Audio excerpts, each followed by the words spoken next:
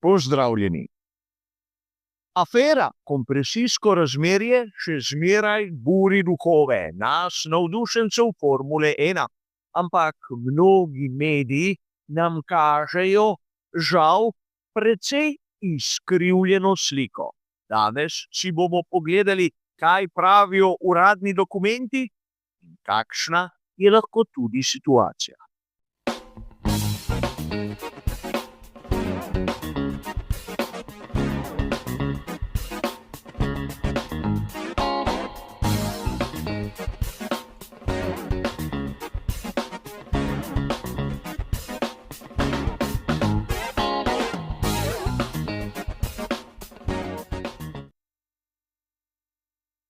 Verjamem, da je marsikdo izmed vas zasledil v svojem priljubljenem viru o Formuli 1, kako so pri FIA določili, da bodo 1. avgusta spremenili pravilnik in da seveda od tistega trenutka naprej bo Mercedes po njihovem v resnih težavah. In tu smo lahko slišali marsikakšen komentar, kako so Mercedesu kot proizvajalcu pogonskih sklopov napravili velikansko uslugo, predvsem zaradi tega, da ne bi imeli težav v prvem delu sezone in da so jim dali čas, da se bodo prilagodili. Ampak danes si bomo ogledali, kaj zares so odločili pri raznih organih, ki se ukvarjajo s Formulo 1 in zakaj nekateri viri morda zadeve interpretirajo na čisto napačen način. Najprej si je potrebno ogledati izvorni dokument, na katerega se sklicujejo ali pa tudi ne razni viri. Verjamem, da mnogi so dobesedno prepisali, prevedli in si prisvojili tisto, kar so napisali avtorji v drugih jezikih, brez da bi pravzaprav pogledali, zakaj gre v originalu. In tu je treba poudariti še nekaj, da tisti dokument, kjer se govori o 1. avgustu, ima 2 strani. Naslovnico in tekst. In najprej si bomo ogledali naslovnico, da bomo sploh razumeli, zakaj gre, kdo je pobudnik tega dokumenta. In kot vidite sami, gre za UAK. In verjetno tistemu, ki sledi mojemu kanalu, ta kratica ni tuja. Malce bolj podrobno smo jo obdelali v prispevku Dovolj neumnosti. Prispevek je bil objavljen 7. februarja in ukolikor ste pozabili, kaj sem takrat dejal, je bližnjica tu zgoraj, kot ponavadi. Ampak UAK je kratica, ki pomeni Power Unit Advisory Committee.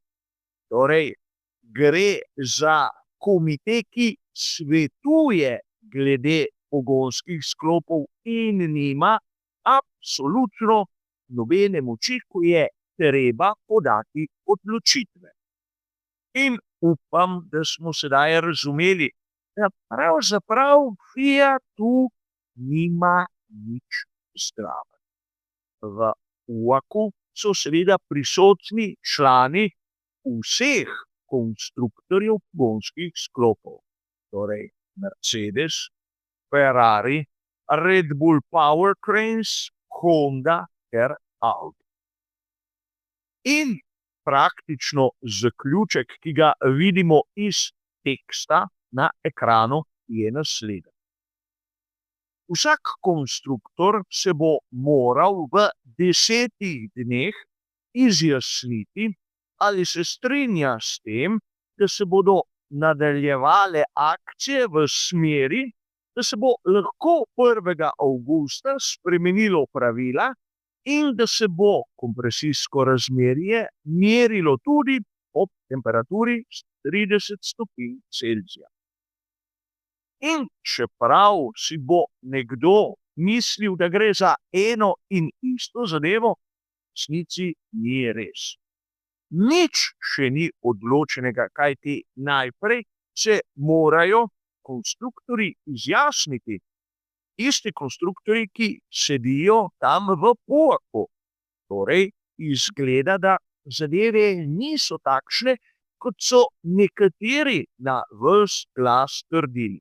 Namreč, spomnite se zgodb o tem, kako naj bi Red Bull Powertrains prestopil iz tiste skupine, ki je zagovarjala rešitev Mercedesa, v ono skupino, ki je hotela pogonske sklope iz Brixwortha nekako zaustaviti ali izločiti.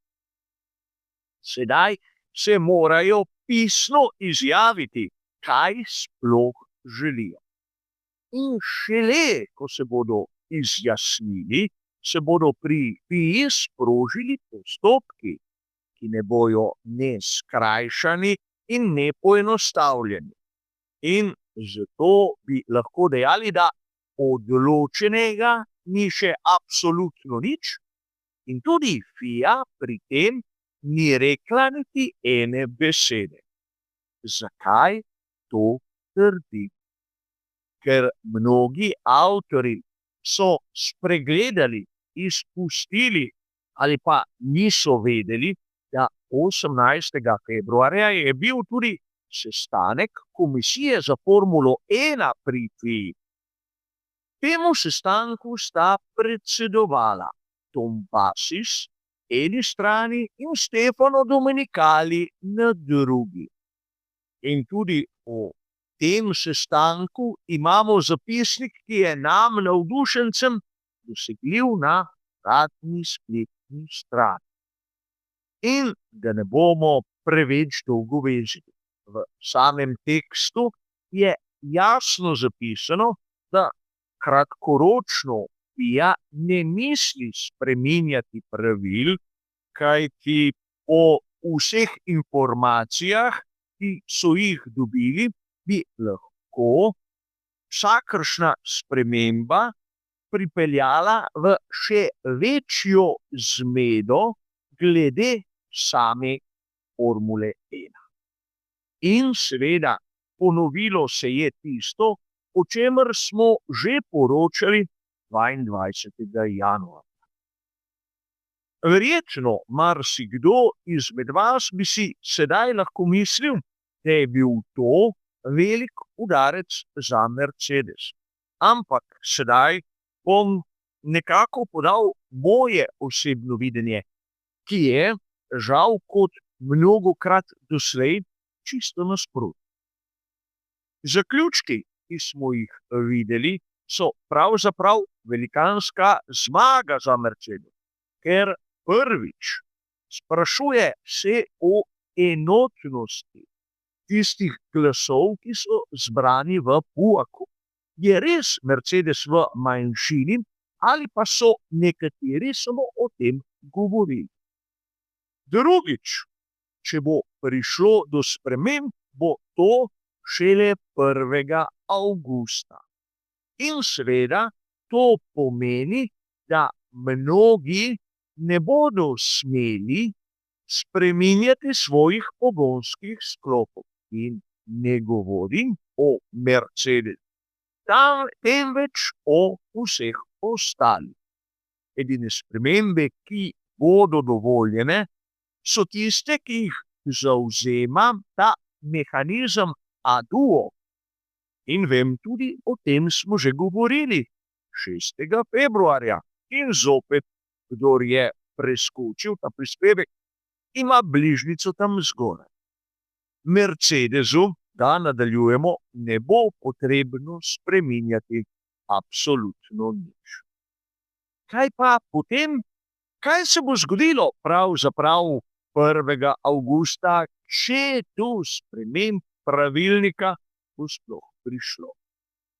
Verjetno absolutno nič, kajti po poročanju naj bi Bauer kot glavni tehnični delegat FIA bil prisoten v Brixworthu, ko so izmerili kompresijsko razmerje motorju z notranjim zgorevanjem Mercedesa pri 115 stopinjah Celzija.